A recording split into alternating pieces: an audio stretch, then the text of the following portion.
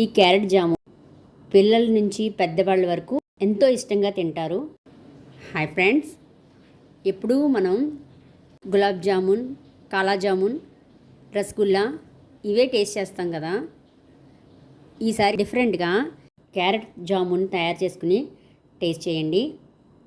ఈ క్యారెట్ జామున్ని ఎలా తయారు చేసుకోవాలో నేను మీకు ఇప్పుడు చూపిస్తాను.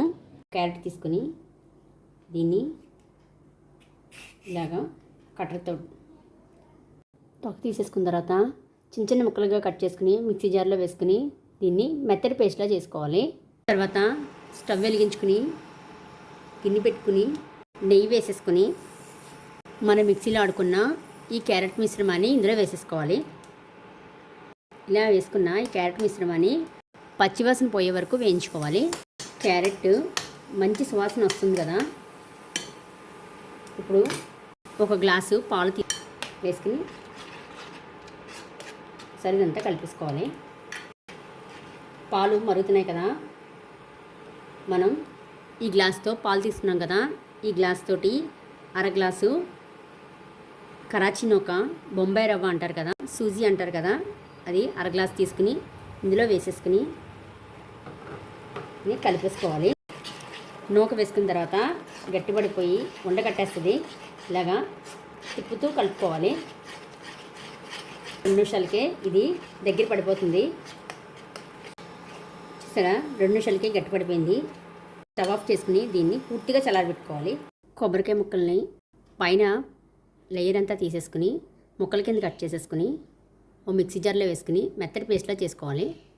మిక్సీ జార్లో ఆడుకున్న ఈ కొబ్బరి మిశ్రమాన్ని ఓ ప్లేట్లో తీసేసుకుని దీంట్లోకి పాలపిండి వేసుకోవాలి.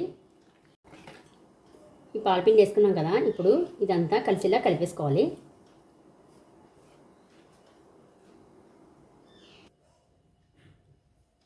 క్యారెట్ మిశ్రమాన్ని కూడా ఇలాగా బౌల్స్ చేసుకుని పక్కన పెట్టేసుకోవాలి.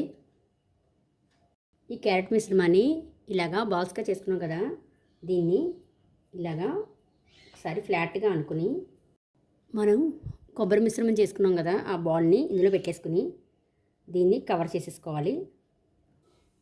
పెట్టేసుకుని దీన్ని ఇలాగా ఫ్లాట్గా ఒత్తేసుకోవాలి. ఇంకోటి తయారు చేసి చూపిస్తున్నాను. క్యారెట్ని ఇలాగా బాల్ కింద చేసుకున్నాం కదా, దీన్ని ఇలాగా ఫ్లాట్గా ఒత్తుకుని మనం తయారు చేసుకున్న ఈ కొబ్బరి మిశ్రమాన్ని దీని మధ్యలో పెట్టేసుకుని దీన్ని పూర్తిగా ఇలాగా కవర్ చేయాలి. ఇలా కవర్ అయింది కదా, దీన్ని కొంచెం ఇలాగా ఫ్లాట్గా ఒత్తుకోవాలి. ఒత్తుకుని పక్కన పెట్టేసుకోవాలి. ఇలాగా అన్నీ చేసేసుకుని పక్కన పెట్టేసుకోవాలి. తర్వాత స్టవ్ వెలిగించుకుని ఆయిల్ వేసుకుని ఆయిల్ హీట్ ఎక్కిన తర్వాత మనం తయారు చేసుకుని వీటిని ఒక్కొక్కటి వేసుకోవాలి. అన్నీ ఒకేసారి వేయకూడదు, కొంచెం గ్యాప్ ఇచ్చి వేసుకోవాలి. ఒకవైపు వేగిన తర్వాత రెండో వైపుకి టర్న్ చేసుకోవాలి. 2 వైపులు వేగిన తర్వాత టిష్యూ పేపర్ వేసుకున్న ప్లేట్లోకి తీసేసుకోవాలి. పాకం ప్రిపేర్ చేసుకుందాం. ఈ పాకానికి 1 కప్పు పంచదార వేసుకోవాలి. తర్వాత వాటర్ వేసుకుని పంచదారని కరిగించుకోవాలి. ఇలాగా కొంచెం స్టిక్కీగా ఉంటే సరిపోతుంది.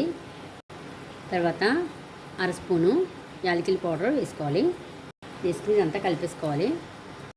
ఇలా తయారు చేసుకున్న ఈ పాకంలోకి మనం తయారు చేసుకున్న ఇందులో వేసేసుకోవాలి. ఇలా వేసేసుకుని వీటిని 10 నిమిషాలు నానబెట్టుకోవాలి. 10 నిమిషాల తర్వాత పాకం అంతా పీల్చేసుకుంది. ఈ పీల్చుకున్న ఈ క్యారెట్ జామున్ని ఒక సర్వింగ్ ప్లేట్లోకి తీసేసుకోవడమే. ఇలా తయారు చేసుకున్న ఈ క్యారెట్ జామున్ని సన్నగా కట్ చేసుకున్న బాదం పప్పు తోటి డెకరేషన్ చేసుకోవచ్చు. ఈ విధంగా క్యారెట్ తోటి జామున్ తయారు చేసుకోవచ్చు.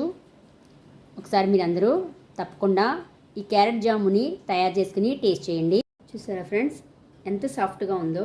కొబ్బరి మిశ్రమాన్ని పెట్టాం కదా, చూసారా ఎంత స్మూత్గా, చాలా కలర్ఫుల్గా ఉంది. ఇలాంటి కలర్ఫుల్ క్యారెట్ జామున్ని మీరు కూడా తయారు చేసుకుని టేస్ట్ చేయండి.